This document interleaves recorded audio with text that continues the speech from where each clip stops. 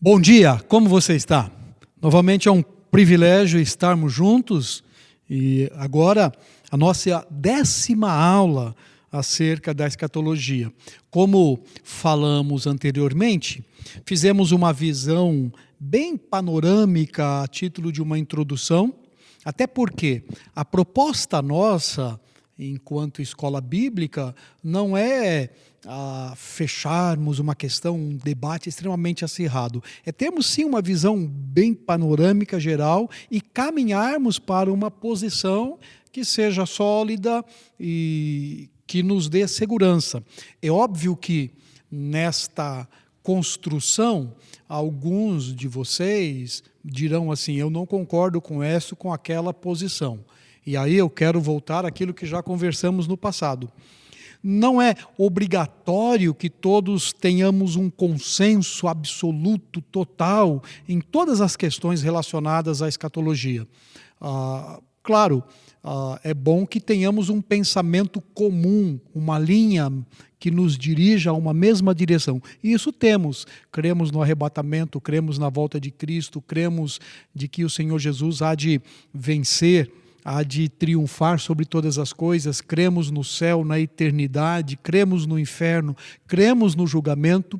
E agora, o que estamos fazendo é um exercício de hermenêutica. O que significa isso? Nós estamos olhando para o texto e decidimos lá no início adotar uma linha de pensamento, não uma linha alegórica, mas uma linha, o que chamamos histórico-literal.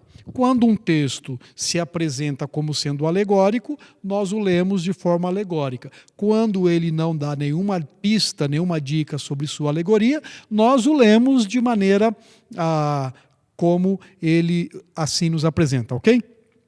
Hoje, então, e eu quero dividir em 3 aulas, nós vamos falar sobre a grande tribulação.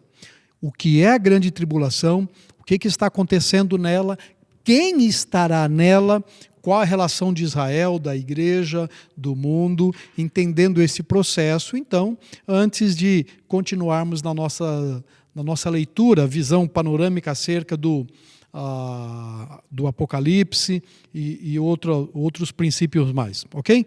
Muito bem, deixa eu só acertar aqui, que me deu um piripaque aqui. Muito bem. A doutrina bíblica da tribulação. Ok? Então vamos lá. Antes da gente caminhar nesta compreensão, eu gosto sempre de fazer uma revisão, juntarmos um pouco aquilo que já conversamos. Então, eu tenho aqui pelo menos 4 perguntas que gostaria que você refletisse. Olha só, o fato da volta de Cristo ser iminente a qualquer momento, como é que isso nos afeta? Ora, se ele já disse isso há algum tempo atrás, o que isso implica para você e para mim? Ok? Segundo, já pensou que no lugar de ir para o céu, Jesus poderia ter ficado aqui na terra e prosseguido a sua obra de evangelização? Por que esse intervalo? Não é? Onde nós nos encaixamos nisso? Em terceiro lugar, você anseia pela volta de Cristo? Então, o que tem feito, ou o que você tem feito na sua experiência, na sua vivência cristã, que aponta esse fato de que existe uma ansiedade. Por exemplo, e aí vem a 4ª indagação, você já abandonou algum projeto, algum investimento de longo prazo, pensando assim: caramba, eu vou comprar uma casa para pagar em 30 anos, e se Cristo voltar? Eu vou fazer uma faculdade, e se Cristo voltar? Como é que isso afeta você? Como é que isso afeta a sua história? Esta é a razão do estudo da escatologia. Lembrando, quando fizemos o primeiro estudo, nós discutimos que um dos propósitos do estudo da escatologia é, de fato, esse ajuste na vida cristã, até porque nós não somos eternos, nós vamos passar. E ao passar, certamente, algumas coisas, alguns projetos, algumas histórias nossas vão ficar para trás. A gente não vai conseguir dar conta de tudo, ok? Pensa nisso e vamos caminhar então para o nosso princípio e compreender a grande tribulação. Eu quero ler um texto que está lá no livro do profeta Daniel, no capítulo 9, e diz assim: E depois das 62 semanas, será cortado o Messias, mas não para si mesmo. E o povo do príncipe que há de vir destruirá a cidade e o santuário, e o seu fim será como uma inundação. E até o fim haverá guerra.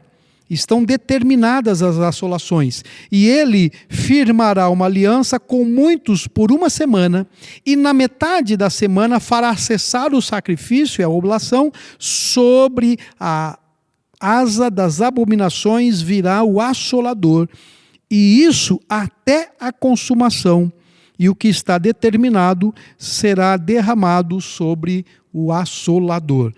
Profeta Daniel, no capítulo 9, a partir do versículo 26 e 27.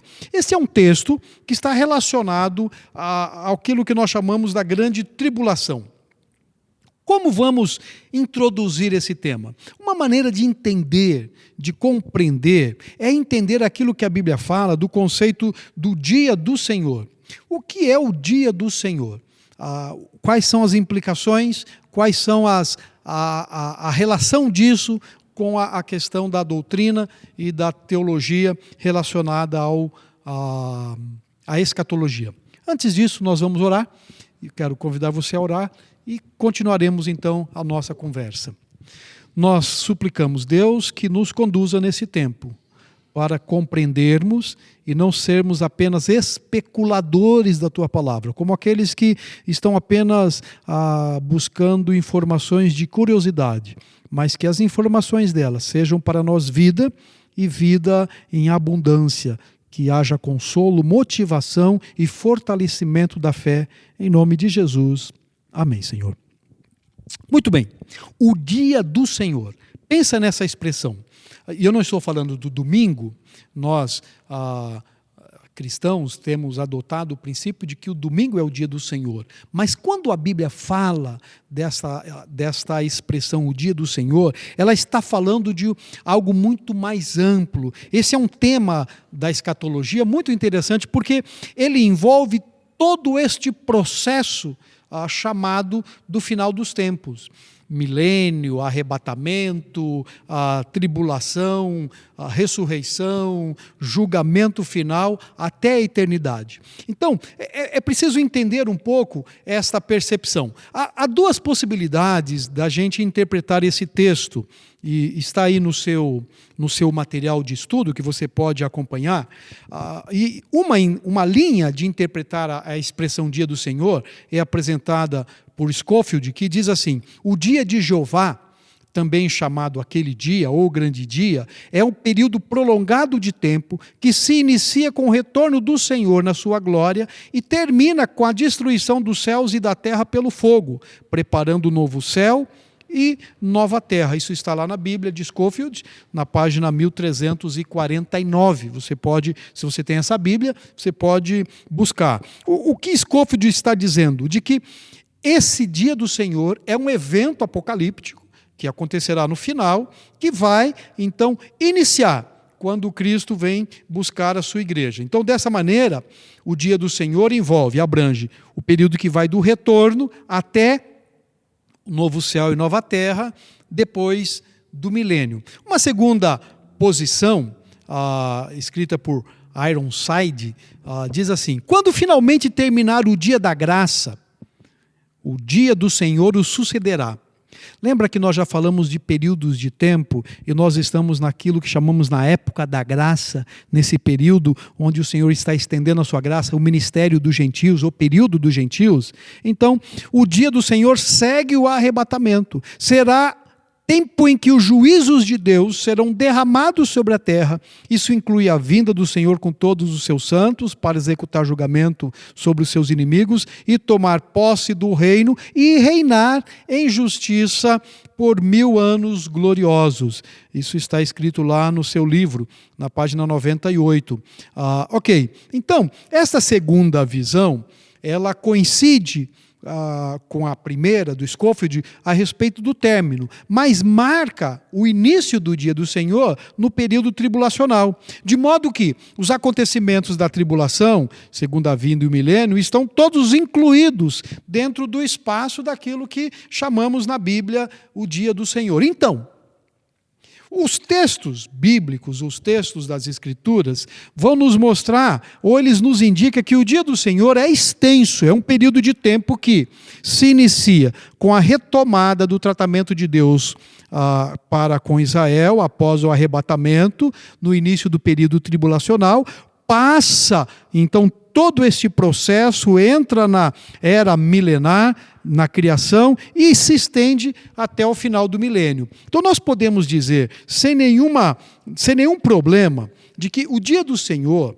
envolve todos esses eventos apocalípticos narrados pelo profeta Daniel, narrados por Jesus nos evangelhos, especialmente aquele tratado por João no livro de Apocalipse, ok? Então, quando eu estou falando da tribulação de milênio, nós podemos dizer, estou falando do dia do Senhor, o dia do Senhor. É diferente, e eu vou mostrar um pouco, da expressão o dia de Cristo. O dia do Senhor e o dia de Cristo. O dia de Cristo nós já falamos, não é? Mas, olha só, a única maneira desse dia do Senhor chegar é alguma maneira inesperada. Arrebatamento da igreja marca. Conclui-se, e a gente pode tirar essa conclusão, de que o dia do Senhor é extenso, é todo esse período que vai e se estende do arrebatamento, tribulação, milênio, até aquilo que a Bíblia nos diz de novos céus e nova terra, ok? Muito bem, o que vai acontecer nesse dia? A gente pode dizer assim, ele trata do período tribulacional, então, se ele trata disso, os acontecimentos vão ter que ser narrados conforme as profecias indicam. Por exemplo, quais são algumas das profecias que falam acerca da tribulação?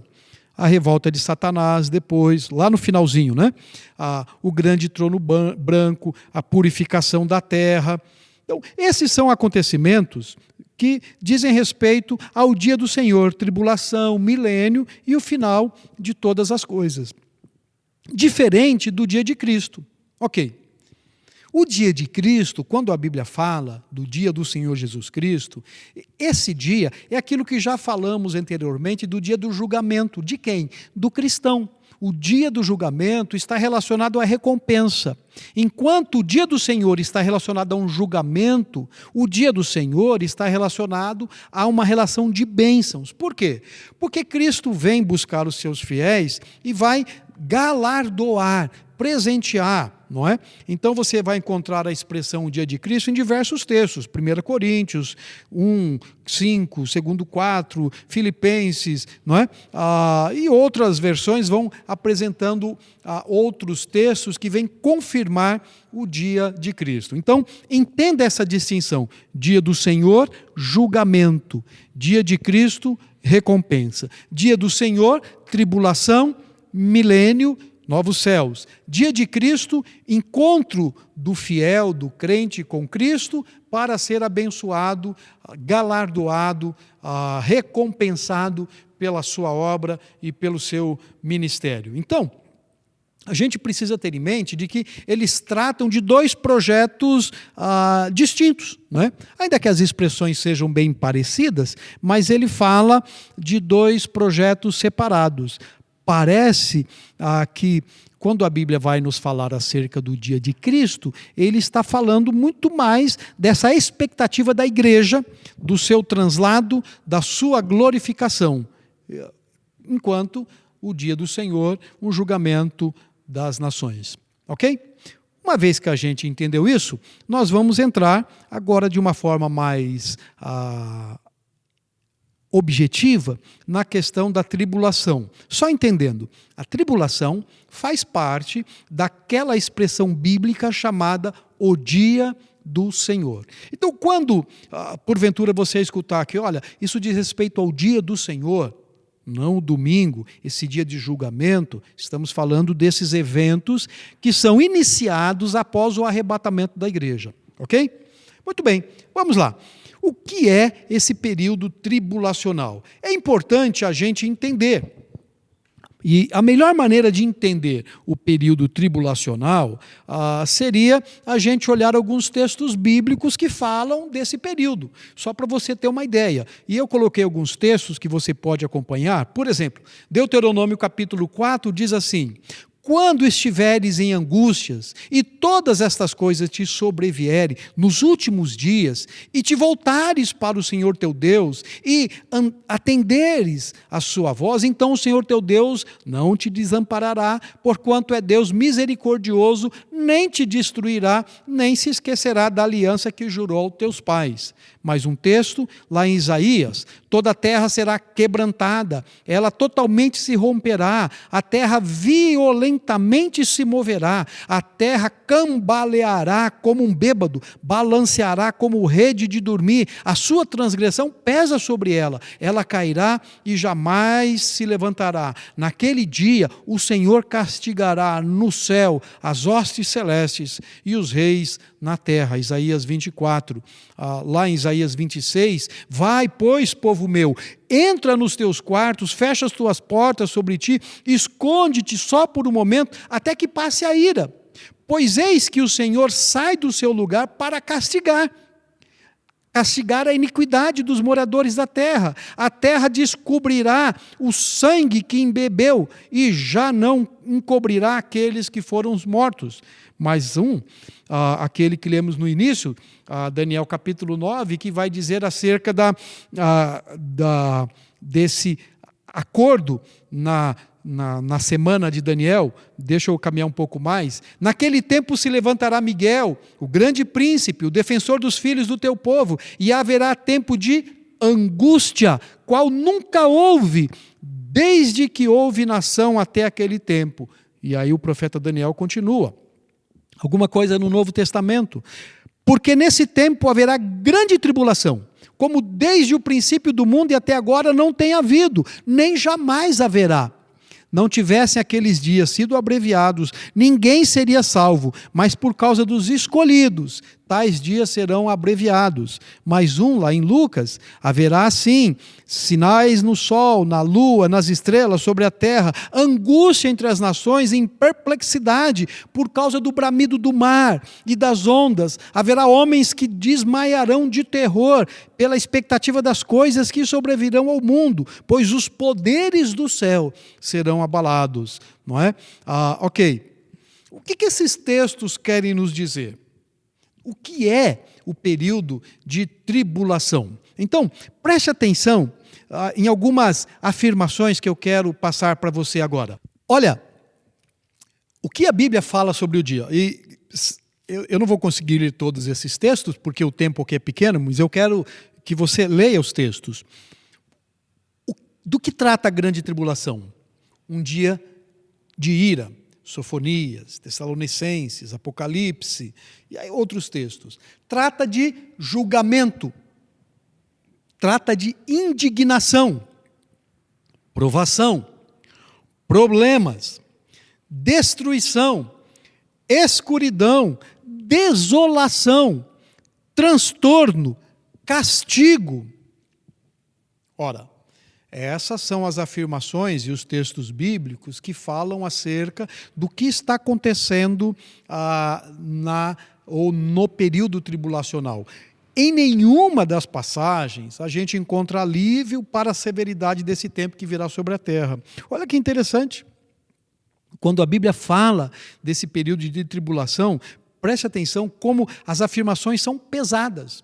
São afirmações de ira, de justiça, de indignação, de cólera. É um tempo, guarde bem, onde o Senhor Deus estará derramando a sua ira. Não é um tempo da ira de Satanás, não é um tempo da ira dos homens. O texto de Apocalipse vai nos dizer que este tempo é um tempo em que as pessoas, por conta do sofrimento, elas terão raiva de Deus, e elas odiarão Deus e desejarão matá-lo, porque o seu sofrimento não lhes traz quebrantamento. O sofrimento acaba endurecendo o coração de tal maneira que só há um ser que pode ser culpado da minha dor, Deus. Então, se é Deus, eu vou destruí-lo.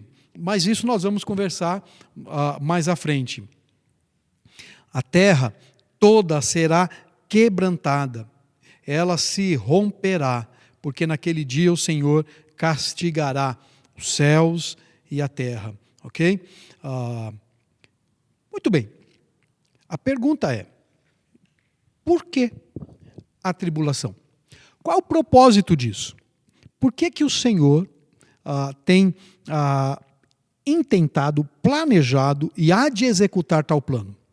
Porque quando nós olhamos para toda essa expressão do amor de Deus, então a gente faz aquela fantasia, e existe uma teologia universalista que diz o seguinte: olha, lá no final de todas as coisas, Deus vai dar um jeitinho e vai salvar todo mundo. Então ninguém precisa estar preocupado, porque Deus é muito bom, Ele não vai nos punir. Quando pensamos em tribulação, precisamos pensar na gravidade do pecado, na gravidade de todo esse ato que ofendemos a santidade de Deus, você e eu. Então, por que o período de tribulação? Por que esse Deus santo, amoroso, bondoso, Pai das luzes, Pai de misericórdia, há de lidar assim com a terra? Para quê? Então, eu quero destacar pelo menos 2 propósitos aqui para a gente ter isso em mente. Antes, deixa eu só fazê-lo lembrar. Então, nós entendemos que quando vamos tratar do período tribulacional, nós estamos falando do dia do Senhor. Não é dia de Satanás, não é dia de ação dele, não é dia de Satanás está... Não. Isso é uma ação de Deus. Deus é o sujeito dessa história. Deus é o mentor dessa história. Deus é aquele que está agindo nessa história. Não é? Satanás, ele não tem o poder, ele não tem essa potência para contra-atacar em pé de igualdade. Claro, a Bíblia diz que ele vai arquitetar planos, ele vai tentar desconstruir, mas lembra, no processo ou na história da criação, nós temos um Criador, Deus, e o resto é criatura. Então, Satanás está muito mais para o nosso lado como criatura do que do lado de lá como Criador. É importante a gente entender isso para não atribuirmos a Satanás poderes que não lhe pertencem. Não darmos a ele uma responsabilidade que não é dele. O período tribulacional diz respeito a uma ação de Deus, o Senhor dos céus e da terra. Por quê? Então vamos lá. O primeiro grande propósito da tribulação é preparar Israel para a vinda do Messias. É o que o profeta Jeremias vai nos falar acerca da volta ou da vinda do Messias e dessa expectativa. Quando ele diz assim, porque aquele dia é tão grande que não houve outro semelhante, e é tempo de angústia para Jacó, porém será salvo dela. Olha que interessante, a profecia diz que é um tempo de angústia, é um tempo de tratamento de Deus com Israel, mas o Senhor vai buscar o seu povo. Você lembra quando Cristo veio para o que era seus, não foi recebido. Lembra dos textos de Romanos, quando Paulo diz de que a figueira que estava plantada, o ramo original foi cortado, um outro foi enxertado, mas o apóstolo Paulo diz que este enxerto será cortado e os ramos originais serão enxertados de novo nesta oliveira. Okay? Então é importante a gente entender que a primeira razão, o primeiro propósito, o grande propósito da tribulação é para preparar Israel para a vinda do Messias. Então, o propósito de Deus para Israel é promover a conversão de Israel. De quantos? De uma multidão de judeus que entrarão nas bênçãos do reino, experimentarão o cumprimento das alianças com Israel, as boas novas do rei que está prestes a retornar serão pregadas, para que Israel possa se voltar ao seu libertador.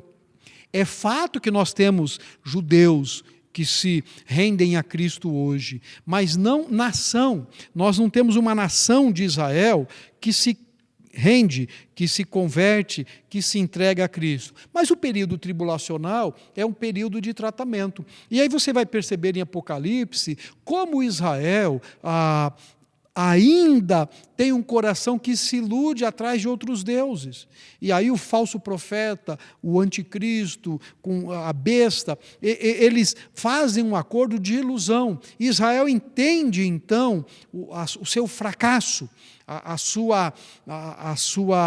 o seu engano, e se volta para Cristo. O segundo grande propósito da tribulação é derramar juízo sobre os homens e nações descrentes.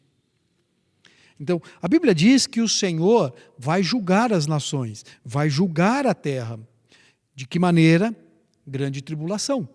Apocalipse 3 diz: eu te guardarei da hora de provação que há de vir sobre o mundo inteiro para experimentar os que habitam na terra.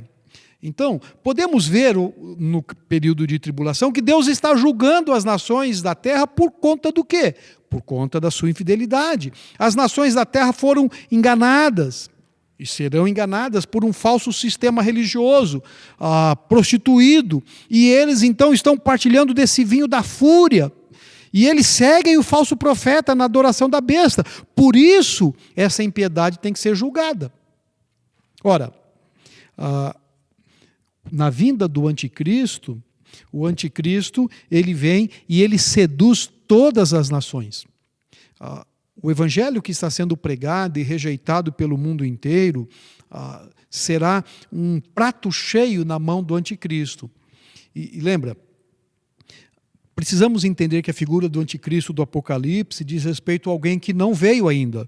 Quando a gente estiver fazendo uma leitura de Apocalipse, precisamos entender, destacar algumas referências. Tem muita gente associando o anticristo a diversas personalidades ou a diversos personagens. De fato, João vai nos dizer que há dois tipos de anticristo.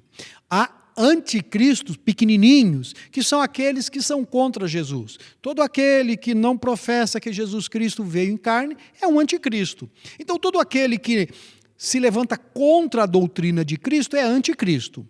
Mas Apocalipse fala da figura de um anticristo. E esse anticristo do Apocalipse é um personagem com poder, com autoridade, e ele tem todas as qualidades que vai atrair o povo de Israel para ele. Olha a diferença. A figura do anticristo apocalíptica, ele atrai Israel para seguir a sua doutrina, para seguir os seus ensinamentos. E não só Israel, atrai todas as nações da terra, ok? Então, esta figura que vem e que encanta, seduz, leva as pessoas a blasfemarem do nome de Deus, leva as pessoas a zombarem, a não darem glória ao Senhor. E tudo isso envolve, requer um julgamento de Deus. Então, deixa eu te fazer lembrar, porque na próxima aula eu quero falar especialmente sobre a semana 69 de Daniel, mas deixa eu recapitular para você o que a gente está falando até aqui. E aí, semana que vem, a gente vai falar sobre este quadro das 70 semanas, porque há uma semana que nós chamamos da semana tribulacional. Nós vamos entender que todos esses eventos que são desencadeados com o arrebatamento da igreja, eles fazem parte desta visão bíblica chamada o Dia do Senhor. O dia do Senhor, o dia da vingança do nosso Deus. Dentro desse período, chamado de tribulação, a gente viu que Deus vai derramar ira, Deus vai derramar julgamento, indignação, provação. Não é a ira de Satanás, não é a ira de Deus, é o Senhor exercendo o seu juízo.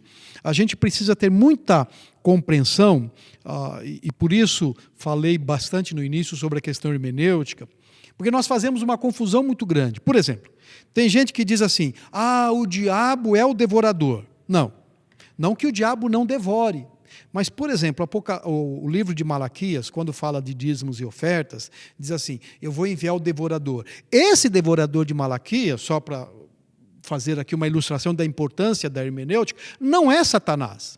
O devorador de Malaquias que vem é Deus. O problema, por exemplo, lá em Malaquias, da não entrega do dízimo, não é com o diabo, é com Deus. Por exemplo, quando você lê em Deuteronômio sobre bênção e maldição, Satanás não é o amaldiçoador. É Deus que é o agente. É Ele que diz: eu vou colocar a bênção e a maldição. Eu vou mandar a lagarta, o gafanhoto. Sempre é Deus o iniciador. E quando eu esqueço disso, eu olho para Apocalipse e fico assustado, porque eu penso que Apocalipse está falando de alguma coisa estranha. Como Deus pode fazer isso? Mas Ele falou que ia fazer isso. Está lá no Velho Testamento, está descrito. Ele disse que faria julgamento. Ele disse que iria derramar a sua ira. Quando? No tempo determinado. Então, esse é o período tribulacional, por dois propósitos, ou por duas razões principais. Primeira, preparar o povo de Israel para encontrar com o Messias. O Messias é judaico. O Messias veio para o que era seus. O Senhor não vai abandonar os seus. Ele não vai desprezar a sua nação, o povo que ele escolheu. A Bíblia diz: o Israel é a menina dos olhos de Deus. Ele não vai abandoná-lo. E também derramar o julgamento dele para as nações que seguem o anticristo, a besta e o seu profeta. Mas isso a gente começa a conversar na próxima semana. Quero que você guarde essas informações e nas próximas semanas a gente vai continuar falando sobre a última semana de Daniel, onde está a igreja de Israel na tribulação, e aí vamos entender essa cena final, milênio e Apocalipse, ok? Deixa eu orar com você, terminando esse nosso tempo de aula, desejando para você aí um bom tempo de reflexão, ok? Abaixe sua cabeça e vamos orar. Deus, obrigado porque o Senhor tem prometido que vai preservar os seus fiéis. E muito mais do que medo, que tenhamos a confiança de que somos do Senhor e a Tua graça nos basta, hoje e em qualquer tempo em que vivamos. Em nome de Cristo. Amém. Até a próxima aula. Tchau.